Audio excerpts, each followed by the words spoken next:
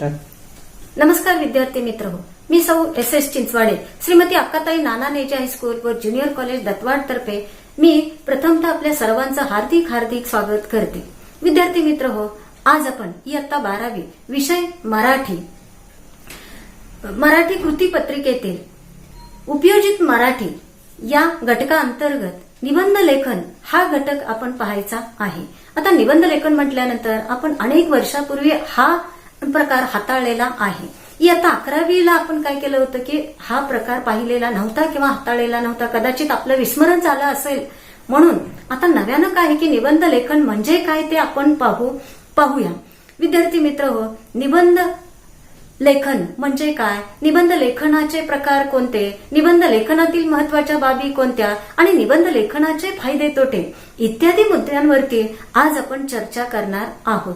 विद्यार्थी मित्र हो, निबंध नि म्हटलं की नि आणि बंध असे दोन शब्द मिळून निबंध हा शब्द तयार झाला आणि त्याच्या पुढे लेखन म्हणजे निबंध आपल्या मनातले विचार आपण लेखनातून व्यक्त करीत असतो. खरं पाहायला गेलं तर निबंध लेखनाचा हा प्रकार गद्य प्रकारामध्ये मोडणारा आहे. आता प्रत्येक व्यक्तीमध्ये कोणती ना कोणती कला दडलेली असते. प्रत्येकाला कुठंतरी काहीतरी प्रेझेंट करावं असं वाटत असतं, पण संधी मिळत नसते. विद्यार्थी मित्र हो, निबंध लेखन या प्रकारातून काय की आपल्या विचाराला, आपल्या भावनेला आणि आपल्या मनातल्या विचारांना इथं काय होणार असतं की प्राधान्य मिळणार असतं. पण आपल्या मनातले हेच विचार आपण काय करायचं असतं की अगदी नीट नेटकेपणाने सूत्रबद्धरित्या आशयपूर्ण रचनेतून मांडण्याची संधी या निबंध लेखन प्रकारातून मिळणारी असते. म्हणून आपण तिला काय म्हणतो की निबंध लेखन अशा पद्धतीनं म्हणतो. आता काही विद्यार्थ्यांच्या आवडीचा हा विषय असेल, पण काही विद्यार्थ्यांच्या नावडीचाही बहुधा हा विषय असेल असं मला वाटू शकतं. विद्यार्थी मित्र हो, आपल्याला 10 गुण मिळवायचे आहेत. या दृष्टीनं आपण काय करायचंय की या वर्षी तयारी करायची आहे. आता सुरुवातीला निबंध लेखनातल्या आपण काय करू की एक महत्वाचे 5 घटक आहेत ते आपण पाहू. त्यातलं पहिलं काय की आकलन, 2 अभिव्यक्ती, 3 आशय सौंदर्य, 4 भाषा सौंदर्य आणि उपसंहार. अशा पद्धतीनं निबंध लेखनातले हे काय झाले की 5 महत्वाचे घटक आपण पाहिले. आता यानंतर निबंध लेखन म्हणजे काय आणि निबंध लेखनाचे प्रकार, निबंध लेखनाची पूर्वतयारी आणि निबंध लेखनातल्या महत्वाच्या बाबी अशा या गोष्टींवरती आपण थोडंसं काय करू की अधिक माहिती घेण्याचा प्रयत्न या घटकातून आपण करत आहोत. विद्यार्थी मित्र हो, व्यक्ती आपल्या मनातले विचार, भावना, कल्पना, तर्क, वितर्क वगैरे वगैरे काय करत असते की लेखन प्रकारातून व्यक्त करीत असते. आतापर्यंत आपण भाषेचे 2 प्रकार पाहिले, एक मौखिक भाषा आणि दुसरी लिखित भाषा. मौखिक भाषा म्हणजे मुखाद्वारे व्यक्त केली जाणारी भाषा आणि दुसरी भाषा आहे लेखनातून व्यक्त केली जाणारी भाषा. आता आपल्या मनातले विचार किंवा भावना आपल्याला काय होतं की प्रत्यक्षामध्ये इतरांना सांगता येत नाहीये. अशा वेळेला आपण कशाचा आधार घेतो तर लेखन प्रकाराचा किंवा लिखित भाषेचा आपण आधार घेत असतो. तर अशा पद्धतीनं विद्यार्थी मित्र हो, इथून पुढे आपण काय करू की या निबंध प्रकाराची थोडक्यात आपण काय करू की माहिती घेऊ. नि आणि बंध. नि म्हणजे नीटनेटकेपणा, नियमितपणा आणि बंध म्हणजे बांधलेले किंवा ओवलेले किंवा गुंफलेले अशा पद्धतीनं. विद्यार्थी मित्र, एक उदाहरण आपण पाहू. फुलं किंवा मोती इतस्ततः विखुरलेले आपल्याला कसं दिसतात आणि तेच जर एका पाठोपाठ एक अशा पद्धतीनं जर आपण ओवलं किंवा त्यांना एका पाठोपाठ एक अशा पद्धतीनं गुंतवून ठेवलं तर काय होईल की सुंदर अशा प्रकारची माळ किंवा हार होऊ शकते आणि हे दिसायला काय होतं की अतिशय सुंदर दिसणारं असतं. आता याच पद्धतीनं आपल्याजवळ शब्द साठा किंवा शब्द संग्रह आहे, मुद्दे आहेत, पण ते काय होतं की बऱ्याच वेळेला आपल्याला नीट हाताळता येत नाही. म्हणून आपण काय करू की निबंधाविषयी आपण काय करत आहोत की माहिती घेत आहोत. सुरुवातीला आपण काय करू की निबंध लेखनाचे काही प्रकार आपण पाहू. आता ढोबळ मानाने किंवा स्थूल मानाने निबंध लेखनाचे 5 प्रकार आहेत. यामध्ये वर्णनात्मक निबंध आहे, 2 कल्पनाप्रधान निबंध आहे, 3 व्यक्तिप्रधान निबंध आहे, 4 आत्मवृत्तपर निबंध आहे आणि 5वं वैचारिक निबंध. अशा पद्धतीनं निबंध लेखनाचे हे काय झाले की 5 प्रकार आपण पाहिलं. आता थोडंसं या 5ही प्रकारांविषयी काय आहे की आपण थोडक्यात माहिती घेऊ. वर्णनात्मक निबंध लेखनाला काय म्हणतात की अनुभव लेखन आणि प्रसंग लेखन अशाही पद्धतीनं म्हटलं जातं. आता या प्रकारच्या निबंध लेखनामध्ये आपण जे जे पाहिलेलं असतं, अनुभवलेलं असतं, याचं वर्णन करण्याची संधी या निबंध लेखनाच्या प्रकारामध्ये आपल्याला दिसून येतं. काही वेळेला आपल्या जीवनातली घटना किंवा प्रसंग, दृश्य, स्थळ, व्यक्ती, वास्तू यांचंही काय आहे की हुबेहूब अशा पद्धतीनं आपण वर्णन करू शकतो. यामध्ये एक गोष्ट लक्षात ठेवायची की सूक्ष्म निरीक्षण आपण काय करायचं असतं की सूक्ष्म निरीक्षण करून आपल्याला आलेले अनुभव या प्रकारच्या निबंध लेखनातून आपल्याला करावं लागतं. मग यासाठी आपली भाषा कशी असावी, अलंकारयुक्त आणि अलंकारिक भाषा असावी. आता यातली उदाहरण आपण बघूया. माझी अविस्मरणीय सहल असेल किंवा मी पाहिलेला क्रिकेटचा सामना असेल किंवा माझे महाविद्यालयीन स्नेहसंमेलन असेल किंवा माझा महाविद्यालयातला पहिला दिवस असेल, तर अशा पद्धतीनं आपण आतापर्यंत जे जे पाहिलं, अनुभवलं त्याचं वर्णन काय आहे की या प्रकारच्या निबंध लेखनामध्ये आपल्याला करता येतं.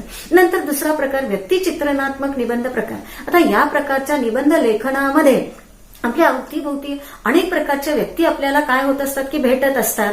त्या व्यक्तींकडे आपण आकर्षित होतो का, तर त्या व्यक्तींमध्ये काही महत्वाचे ठळक गुणवैशिष्ट्ये असतात किंवा त्यांचं कार्यकर्तृत्व असं असतं की त्यांच्या कार्यकर्तृत्वाचा ठसा त्यांच्या काय होतं की व्यक्तित्वातून साकारणारं असतं. आणि म्हणून काय आहे की अशा व्यक्तींकडे काय होतं की आपलं अधिक लक्ष जातं आणि मग यांच्याकडून जीवन जगताना काहीतरी प्रेरणा मिळणारी असते. आणि म्हणून या निबंध लेखन प्रकारामध्ये काय आहे की व्यक्तीमधील ठळक गुण वैशिष्ट्यांचं यामध्ये काय करावं लागतं की बऱ्याच वेळेला शब्दचित्र रेखाटावं लागतं. आता या प्रकारचे निबंध कोणते म्हणाल तुम्ही, तर माझी आई आहे, माझे आवडते गुरु किंवा शिक्षक आहेत किंवा अशा पद्धतीनं माझा आवडता समाजसुधारक आहे, माझा आवडता साहित्यिक आहे. तर या प्रकारच्या निबंध लेखनामध्ये काय आहे की आपल्या या विचारांना प्राधान्य दिलं जातं. आता नंतर तिसरा प्रकार आहे आत्मवृत्तात्मक निबंध. आता या प्रकारच्या निबंध लेखनामध्ये आपल्याला स्वतःला काय करावं लागतं, तर आत्म्यातून निवेदन करावं लागतं. म्हणजे यामध्ये प्रथम पुरुषी सर्व नामानीच काय करावं लागतं की सुरुवात करावी लागते. मी असं संबोधून निबंध लेखनाला सुरुवात करावी लागते. आपल्या अवतीभोवती काय असतात की अनेक सजीव आणि निर्जीव वस्तू असतात, व्यक्ती असतात, यांचं आत्मगत निवेदन या प्रकारच्या निबंध लेखनामध्ये करता येणं शक्य आहे. एखादी वस्तू किंवा ती व्यक्ती काय करते की आपल्या जीवनातली सगळी सुख दुःख आपल्या समोर व्यक्त करताना दिसते. अशा वेळेला आपण स्वतः त्या व्यक्तीच्या किंवा त्या वस्तूच्या अंतरंगात काय करावं लागतं की अंतर्मनाने शिरावं लागतं.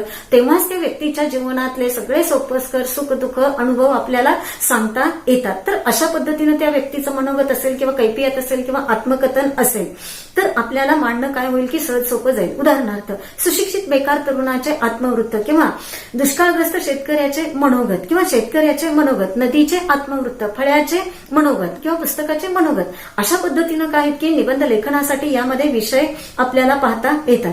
आता यानंतर चौथा प्रकार आहे कल्पना प्रधान निबंध. आता यामध्ये काय आहे की या प्रकारच्या निबंध लेखनामध्ये काल्पनिक किंवा अशा पद्धतीनं आपण आतापर्यंत सत्यामध्ये काही करू शकलो नाही किंवा पाहू शकलो नाही अशा या विचारांना यामध्ये महत्व असतं. बऱ्याच गोष्टी अशक्य वाटत असतात, पण या शक्य करण्याची संधी या प्रकारच्या निबंध लेखनातून मिळणारी असते आणि त्यापेक्षा यामध्ये अधिक फुलवून सांगावं लागतं किंवा अतिशयोक्तीचाही बऱ्याच वेळेला यामध्ये आपल्याला वापर करावा लागतो. तर काही वेळेला या प्रकारच्या निबंध लेखनामध्ये शब्दांची घसरगुंडी होणारी असते. जसं मला लॉटरी लागली तर आपण बऱ्याच प्रकारच्या कल्पना करतो, बरीच स्वप्न पाहतो आणि मग अशक्य असलेलं सुद्धा बऱ्याच वेळेला काय असतं की शक्य करून दाखवण्याच्या प्रयत्नामध्ये आपण भरकटत जातो. ही आपली काय आहे की स्थिती होऊ नये याची खबरदारी या प्रकारच्या निबंध लेखनामध्ये घ्यावी लागते. जसे मला लॉटरी लागली तर, वृत्तपत्रे बंद पडली तर, सूर्य उगवला नाही तर किंवा अशा पद्धतीनं शिवरायांचे आगमन झाले तर अशा प्रकारचे निबंध या प्रकारामध्ये येऊ शकतात. आता शेवटचा प्रकार कोणता, वैचारिक निबंध. आता या प्रकारच्या निबंधामध्ये ज्या त्या विषयाला अनुसरून आपल्या विचारांना प्राधान्य दिलं जातं. आता दोन बाबी असतील किंवा दोन बाजू असतील तर त्या दोन्ही बाजूंवरती साधक बाधक आपल्याला खंडन मंडन किंवा चर्चा करावी लागते, संवाद साधावा लागतो. तर अशा पद्धतीनं मन आणि मनगट अशा पद्धतीनं दोन्ही विषय काय की अतिशय महत्वाचे आहेत आणि ते काय करतो की त्या दोन्ही बाबींचं आपण महत्व पटवून देण्याचा प्रयत्न या प्रकारच्या निबंध लेखनातून आपल्याला करता येतं. आपले मत विचार पटवून देताना काही वेळेला दृष्टांत दाखले उदाहरण सुद्धा यामध्ये वापरता येतात. जसे की मोबाईल शाप की वरदान किंवा विज्ञान शाप की वरदान किंवा तंत्रज्ञानाची किमया असेल किंवा पर्यावरणाचा होणारा ऱ्हास अशा प्रकारचे विषय असतील तर आपल्याला काय करता येतं की साधक बाधक चर्चा करता येते आणि आपल्या मताचं काय करता येतं की इथं प्रदर्शन करता येतं. तर अशा पद्धतीनं विद्यार्थी मित्र इथं काय केलं की आपण निबंध लेखनाचे हे ढोबळमानाने 5 प्रकारांची माहिती घेतली. आता थोडंसं आपण पुढे जाऊ. यानंतर निबंध लेखनातील काय आहेत की महत्वाच्या बाबी कोणत्या त्या आपण लक्षात घेऊ. विद्यार्थी मित्र सुरुवातीला आपण काय केलं की काय म्हटलं की 10 मार्कासाठी जर ही कृती असेल तर अशा वेळेला आपण काय करावं लागतं, जर लेखनामध्ये काय असावं लागतं की थोडंसं शिस्तबद्धपणा असेल तर तपासणाऱ्या परीक्षकाला ते काय होतं की हाताळणं सोपं जात असतं. जर आपण निबंध लेखनाची सुरुवात काय केली की बरोबर ओळीच्या मध्यभागी किंवा पानाच्या मध्यभागी आपण शीर्षक लिहावं, विषय निवडावा आणि त्याखाली काय करावं की 1-2 ओळी सोडाव्यात आणि परिच्छेदानुसार मुद्देसूद आपण काय करावं की लेखन केलं तर काय होईल की तपासणाऱ्यावरती नक्कीच चांगला प्रभाव पडणारा असतो. तर अशा पद्धतीनं काय आहे की हे मुद्दे आपण काय केलं की 4 ते 5 परिच्छेदामध्ये हे व्यक्त केलं. आता शेवटच्या परिच्छेदामध्ये आपण काय करायचं असतं की आपलं मत व्यक्त करायचं असतं. तर अशा पद्धतीनं काय केलं की आपण निबंध लेखनाची थोडीशी सुरुवात कशी करायची ती आपण पाहिली. तुम्हाला वाटत असेल की किती आम्ही निबंध लिहायचं. बरेच विद्यार्थी म्हणतात की मी 5 पानं लिहिली, 6 पानं लिहिली, एकदा सुरुवात केलेली असते, कुठं थांबलेलं नसतं, परिच्छेद नसतात, व्याकरणिक चिन्हांचा वापर नसतो. एकदा सुरू केलं की शेवटच काय होतं की पूर्णविराम देऊन ते थांबणारे असतात. काही विद्यार्थी खूप छान लिहितात पण त्याला शीर्षकच नसतं. अशा पद्धतीनं काय होतं की आपल्या हातून चुका घडणाऱ्या असतात आणि आता मात्र ह्या चुका आपण करायच्या नाहीत हे इथं काय करायचं आहे की आपण लक्षात घ्यायचं आहे. मग यासाठी आपल्याला थोडंसं निबंध लेखनाची पूर्व तयारी करावी लागेल. विद्यार्थी मित्र आपण काय करतो की प्रवासाला जायच्या अगोदर प्रवासाची पूर्व तयारी करतो. कुठं काय काय हे सगळं काय करतो की आपण लक्षात ठेवतो. किंवा बोर्डाच्या परीक्षेला सामोरं जायचं असतं अशा वेळेला आपण काय करतो की वेगवेगळ्या प्रकारच्या कृती करतो. काही वेळेला स्वतः लवकर उठून काय करतो की सूक्ष्म निरीक्षण करून आपण काय करतो की ती कृती लक्षात घेत असतो. काही वेळेला गटाने काय करतो की आपण चर्चा करतो. काही वेळेला मित्रमैत्रिणी एकत्र येऊन काय करतो की तू कसं सोडवलास ही कृती किंवा तू कशी सोडवलीस ही कृती म्हणून काय करतो की आपण संवाद करतो आणि चर्चाही करत असतो. आणि या प्रकारे आपण काय करतो की निबंध लेखनाचा हा विषय आपण हाताळण्याचा प्रयत्न करीत असतो. एक लक्षात घ्या विद्यार्थी मित्र या प्रकारच्या निबंध लेखनासाठी आपल्याला महत्वाच्या बाबी कोणत्या लक्षात घ्यायच्या आहे. श्रवण, वाचन, मनन, चिंतन, सूक्ष्म निरीक्षण आणि लेखन या सगळ्या बाबी आपण काय करायच्या आहेत की लक्षात घ्यायच्या आहेत. आता याचं स्पष्टीकरण फारसं काही इथं महत्वाचं नाही पण निबंध लेखनाची पूर्व तयारी करताना मात्र आपल्याला काही महत्वाच्या गोष्टी लक्षात घ्यायच्या आहेत. आता त्या बाबी कोणत्या हे काय करू की आपण लक्षात घेऊ. निबंध लेखनाची सुरुवात कशी असावी, आकर्षक सुरुवात असावी, मध्य आणि समारोप किंवा शेवट परिणामकारक असावा. नंबर 2 सुरुवात करताना आपण काय करायचं की सुरुवातीला मुद्दे काढायचे आणि मुद्देसूद लेखन परिच्छेदातून आपण काय करायचं असतं की स्पष्ट करायचं असतं. नंबर 3 निबंध लेखनाला सुरुवात करताना आपण एखादा सुविचार, एखादी मराठीतील म्हण, संस्कृत मधलं सुभाषित किंवा वाक्यप्रचार किंवा एखाद्या कवितेच्या ओळी, तुम्हाला आवडणाऱ्या गाणी किंवा गाण्यांचा सुद्धा यामध्ये काय करू शकतो की आपण उल्लेख करू शकतो. तर अशा पद्धतीनं हा तिसरा मुद्दा किंवा तिसरी बाब आपण लक्षात घेतली. आता चौथा मुद्दा किंवा चौथी बाब कोणती, तर आपण लिहित असताना व्याकरणिक चिन्हांचा योग्य त्या ठिकाणाला वापर करायला पाहिजे. म्हणजे व्याकरणिक चिन्हांचा अचूक वापरही आपण करायला पाहिजे. सगळ्यात महत्वाचं म्हणजे काय आहे की निबंध लेखनामध्ये पाल्हाळपणा नसावा. उलट आपलं लेखन कसं सुवाच्य अक्षरात, प्रवाही भाषा शैलीमध्ये, ओघवत्या भाषेमध्ये आणि प्रमाण भाषेमध्येच काय असावं की आपण लेखन केलेलं असावं. आणि शेवटच्या परिच्छेदामध्ये काय करायचं असतं की स्वतःचं मत न विसरता आपण मांडायला गेलं किंवा शिकलं तर काय होईल की परीक्षकाच्या मनावरती चांगलंच काय होतं की प्रतिबिंब आपलं उमटणारं, लेखनाचं प्रतिबिंब उमटणारं असतं. तर अशा पद्धतीनं निबंध लेखनाची पूर्व तयारी यावरती काय केलं की आपण थोडीशी चर्चा केली. विद्यार्थी मित्र थोडंसं आणखी आपल्याला पुढे जायचं आहे. आणखी थोडंसं काय करायचंय की हा निबंध लेखनाचा विषय इथंच आपण संपवायचा आहे आणि इथंच सोडून द्यायचा असं नाही. अगदी 1ली पासून 10वी पर्यंत आपण हाताळला. 11वीला आपलं विस्मरण झालं होतं. 12वीला पुन्हा नव्यानं आपण सुरुवात करत आहोत. काही विद्यार्थ्यांचं विस्मरण होत असतं. म्हणून थोडंसं आपण काय करायचंय की यातल्या आणखी काही पूर्व तयारीच्या ज्या बाबी आहेत किंवा गोष्टी आहेत त्याकडे आपण लक्ष देऊ. यातला एक महत्वाची बाब कोणती असेल तर अवांतर वाचन. विद्यार्थी मित्र आजकाल अवांतर वाचनाला खूप महत्व आहे. अवांतर वाचनामध्ये नेमकं काय आहे, पाठ्यपुस्तकांखेरीज वृत्तपत्रे असतील, मासिके असतील, संदर्भ ग्रंथ असतील, प्राचीन ग्रंथ असतील, यांचा आपण काय करायचा की आधार घ्यायचा किंवा आपण यांचं सतत वाचन न विसरता करायला शिकलं पाहिजे. नंबर 2, आपण दिग्गजांची काय करायला पाहिजे की भाषणं ऐकायला पाहिजे.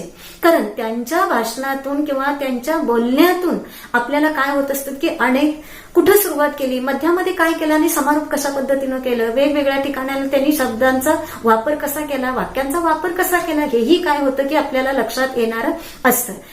तर अशा पद्धतीनं आपण अनेक कार्यक्रमातून सुद्धा काय करतो की अशा प्रकारचे अनुभव घेत असतो आणि मग त्यातून काय होतं की आपल्याकडे ज्ञानाचं भांडार आणि शब्दांचं भांडार आपोआप निर्माण होणारं असतं. हे काय केलं की आपण लक्षात घेतलं. आता नंतर तिसरा मुद्दा महत्वाचा कोणता, तर लेखनाचा सराव असायला पाहिजे. दिवसातून आपण पाठ्यपुस्तकातली 10 वाक्ये आपण लिहिण्याचा नक्कीच प्रयत्न करावा असं मला वाटतं. एवढंच नव्हे तर ही आता 12वीसाठी आमच्याकडे एक पद्धत आहे की आम्ही मुलांची काय की तोंडी परीक्षा घ्यायच्या अगोदर आम्ही काय करतो की निबंध लेखनासाठी 100 पेजेस वही, फुल स्केपची वही आपण काय करतो की घालायला सांगतो आणि 10 निबंध आणि घेतलेल्या परीक्षेतली काय आहे की सराव किंवा लेखन किंवा सोडवलेल्या प्रश्नपत्रिका असल्याशिवाय आम्ही काय करत नाही किंवा त्यांची तोंडी परीक्षा घेत नाही. यामुळे काय होतं की 10 निबंध त्यांना सांगितले असतं, जसं आहे तसं फक्त बघून लिहायचं असतं. आता आपण बऱ्याच वेळेला ऐकतो दिवसा माझी काहीतरी करावे, मग लेखन करावे अशा पद्धतीनं सुद्धा आपल्याला म्हणायला काय हरकत नाही.